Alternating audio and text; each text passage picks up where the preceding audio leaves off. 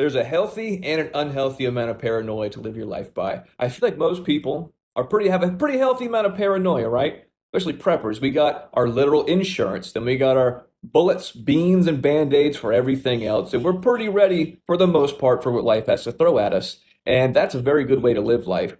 However, some people live life with a little bit too much fear or concern. They'll say, I wouldn't leave the United States and have a very good, valid list of reasons why they wouldn't, or go to a city or partake in some activity. These reasons are legit, but life is short. Just yesterday, I was 18. Woke up this morning, I got gray hair on my face, and I'm in my mid 30s. It's crazy how it happens. And we can't let this fear control our lives because if I did that, I have a story to tell. So when I first heard about COVID, I blew it off. I thought it was nothing. And I traveled outside the country. I traveled to a country in Africa where I have family.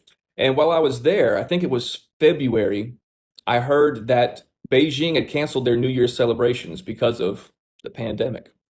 And that's when I knew that this was a big deal. We already had plenty of preps at the house that I had purchased for everybody, but when this happened, we kicked prepping into high gear. We bought a ridiculous amount of food. And I'm so glad I did because we had family travel across the Sahara Desert to come and get food. Not like on Camelback or anything, they have cars now, but traveled across the country to get food. And I think if I would have lived my life in fear and not traveled, what would have happened?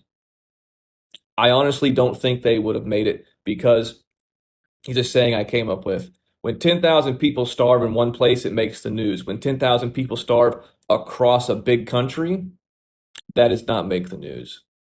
People did starve.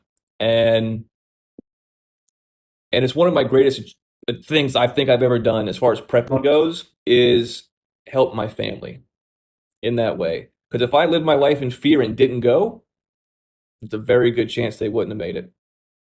And there was a real estate boom in that country after COVID because a lot of people didn't make it. And not just because they got sick, not to eat,